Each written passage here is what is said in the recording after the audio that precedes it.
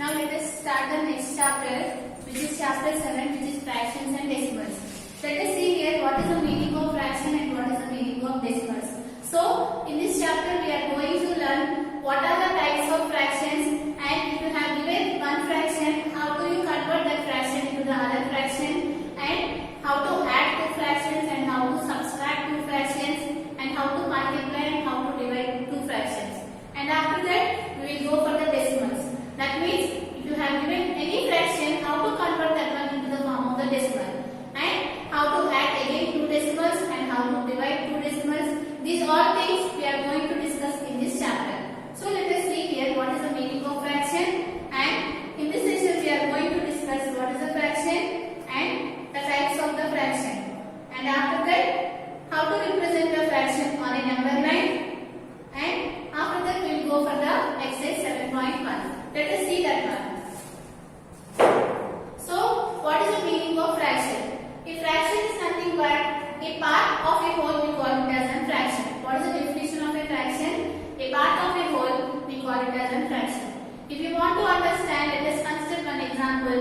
Suppose you bought one apple to the school.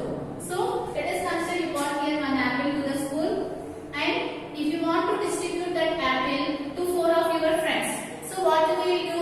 You will cut this apple into 4 parts, right? So you bought this apple to the school, which is nothing but one apple, which is one part, one total part. This is the whole part, right? So you want to distribute this to your 4 of your friends. How do? You will cut this apple into 4 parts, so that you will cut like this, right? And you will give these 4 parts, one part, one part, one part, and one part to of your friends.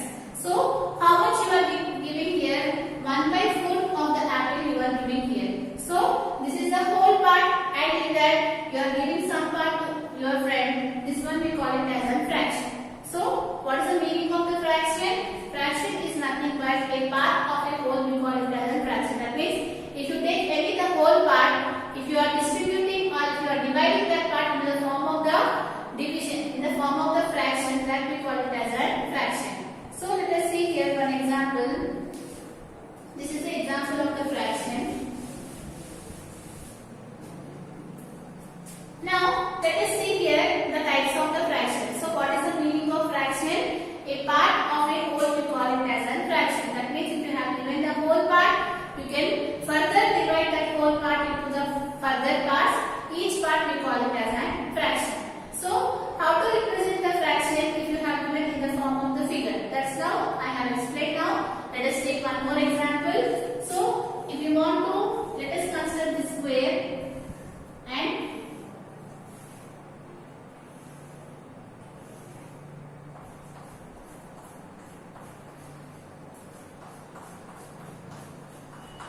so if you want to represent this one into the form of the fraction, how to represent? So this is the whole part, right? This whole part we have divided into the further parts. How many parts we have divided here? Let us count. 1, 2, 3, 4, 5, 6, 7, 8, 9. Total 9 parts we have divided. In that, how many parts we have shaded here? 4 parts we have shaded. 1, 2, 3, 4. So like this you need to represent. If you have given a figure, you need to represent that one in the form of the fraction. This is nothing but 4/9 part. So this is what the shaded part of the figure. If you want to find the fraction of the unshaded part, let us see here what is the total part, which is 9, right? You need to write the total part in the denominator, and here if you want to write the unshaded part as a fraction, let us count how many parts are there which are unshaded. So here 1, 2, 3, 4, 5. So which is nothing but 5/9. This is the shaded part and this is the unshaded part. If you add the shaded and the unshaded part, definitely you will get the total part, which is nothing but 1, right?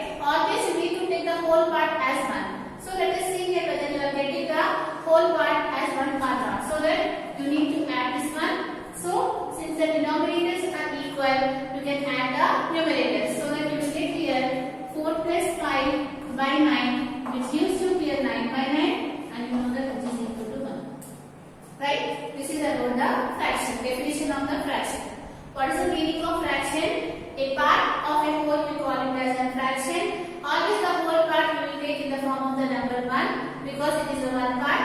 And if you want to further divide that whole into the parts, each part we call it as a fraction.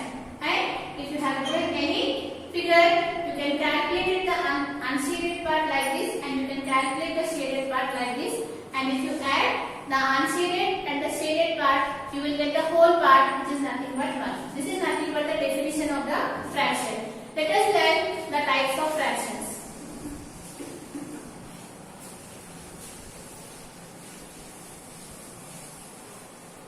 So the next one, which is the types of fractions.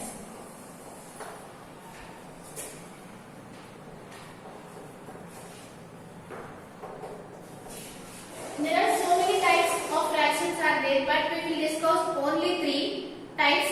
And after that, while you are going to the next exercises in this chapter, we will learn few more types. So let us learn 3 types of fractions now here. There are many more types. We will discuss that one in the later sessions. So here, first see here, the first type of fraction, which is nothing but the proper fraction.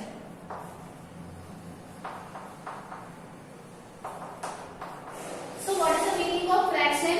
A part of a whole we call it as a fraction. And you know that if you take any fraction, you will get the 2 numbers, which is the upper part and below the lower part, right? So this upper part we call it as a numerator, and this lower part we call it as a denominator, right? This one you already know. This what we call? This one we call it as a numerator, and this one we call it as a denominator. Now, based on the relation between the numerator and the denominator, we will define the proper fraction and the improper fraction. So let us see here what is the proper fraction. Proper fraction is nothing but if the numerator is smaller compared to that of the denominator, that type of fraction we call it as a proper fraction. That means the numerator will be the smaller value compared to that of the denominator. So if you consider some examples, consider here 1 by 2. You know that here 1 is less than 2. 1 is the smaller number. If you compare these two numbers, what is the smallest number? Which is 1. So what should be the proper fraction? The numerator will be the smaller value compared to that of the denominator. Since here 1 is less than 2, we can say that it is a proper fraction. So you can write few more fractions, which is 3 by 5, which is also a proper fraction, because here the numerator is the smaller value. And you can consider 7 by 9, 11 by 15. These are all the examples of the proper fraction. So what is a proper fraction? If the numerator is less than the denominator, such type of fractions we call it as an proper fractions. This is about the proper fraction. Now let us see about the improper fraction.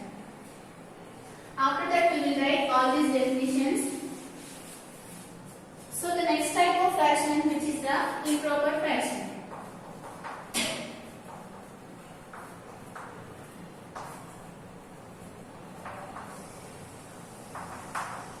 So what is the proper fraction? If the numerator is less than the denominator, such type of fractions we call it as a proper fraction. So write some examples here. 3 by 5, 11 by 15, 17 by 21. These are all the examples of the proper fraction. Now let us learn what is the meaning of improper fraction, or how to define the improper fraction. So just reverse. If the numerator is greater than the denominator, such type of fractions we call it as an improper fraction. That means if you have given any fraction, the numerator will be the greater value compared to that of the denominator. So you can take such type of examples. Let us take here. If you consider here 5 by 3.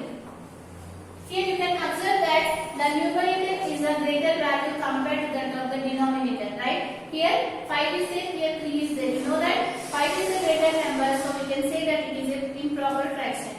And let us consider one more example, 15 by 11, and one more example, which is 21 by 17.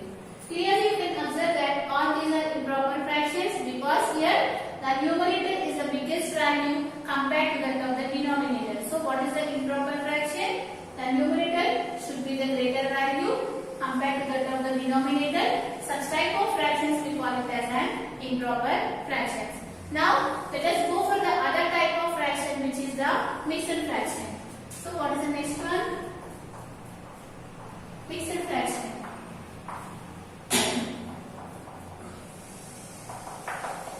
The name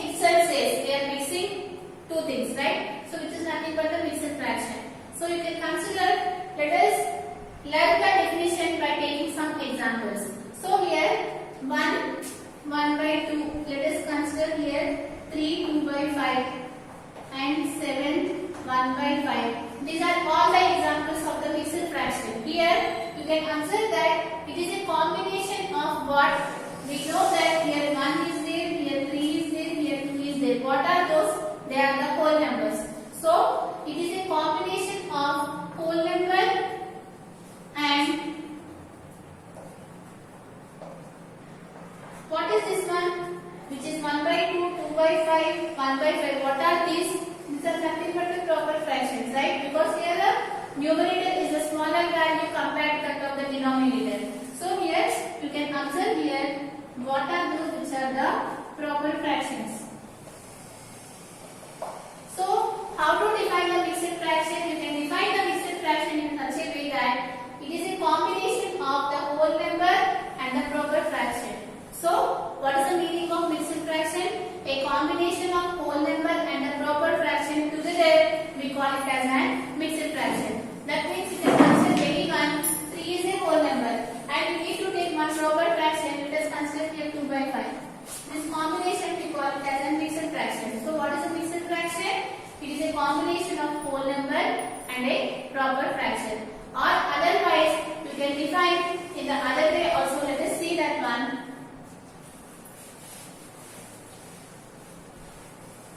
Here you can observe here, if you take here this mixed fraction, here there are two parts, right? This one, we call it as an integral part, and the other part, this one, we call it as a fractional part.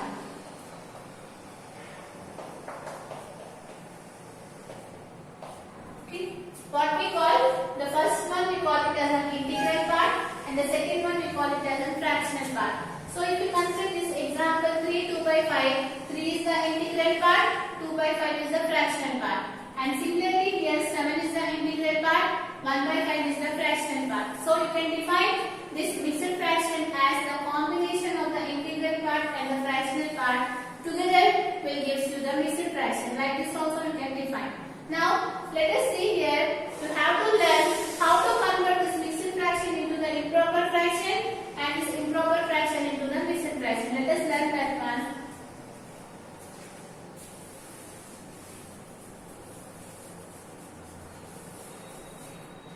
Okay, here these are the three types of fractions we are discussing now, and after that we will discuss few more types of fractions which are the like fractions, unlike fractions, decimal fractions. These all things we are going to learn in the next exercises. So here what is the proper fraction? That if the numerator is smaller than the denominator, we call it as a proper fraction. And what is improper fraction? If the numerator is greater than the denominator, we call it as an improper fraction. And what is a mixed fraction? A combination of whole number and the proper fraction, we call it as a mixed fraction, or a combination of an integral part and the fractional part, we call it as a mixed fraction.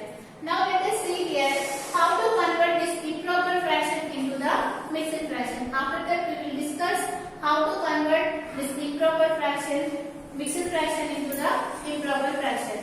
Let us see this one, 5 by 3. This is what? This is improper fraction. If you want to convert this one into the mixed fraction, you need to divide this one. So let us divide this one. In two ways I will explain. You can do in any of the ways. So you need to divide 3 with 5. So you know that 3 ones are 3. So write it here 3 and you will get here 2. Now you can write this one in the form of the mixed fraction by writing in the form of the anti-clockwise direction. So first you need to write it here 1, and after that you need to write it here 2, and after that you need to write it here 3. Like that you need to convert. If you have given an improper fraction, you can convert that one into the mixed fraction. Let us consider here this one, 15 by 11. So if you want to convert 15 by 11, just divide 11 with 15. Again 11 ones are 11. So what should be the remainder? 4. So how you can write? You can write in this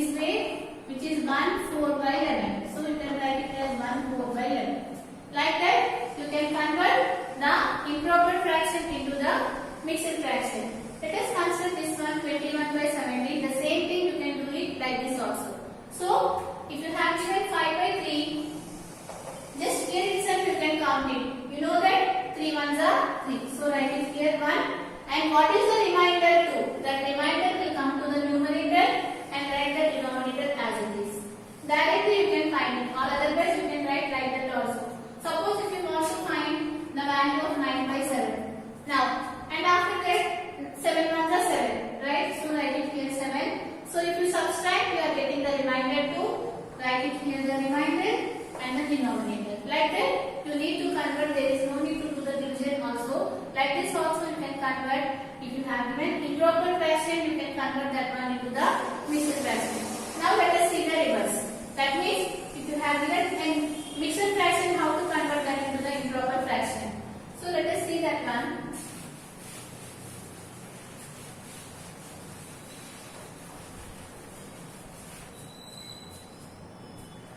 If you want to convert these mixed fractions into the improper fractions, how to do? Now, you need to multiply these two values. So, what is the value of 2 into 1? Which is 2, and that 2 you need to add to the numerator. So, what is the value of 2 plus 1? Which is 3. You are getting here 3 by 2. Again, what we need to do, you need to multiply these two values, which is 2 into 1, right? What you are getting here 2. And that 2 you need to add to the numerator. So what you are getting here, which is 3. That one will become the numerator, and the denominator you need to write as it is. So similarly, find this one.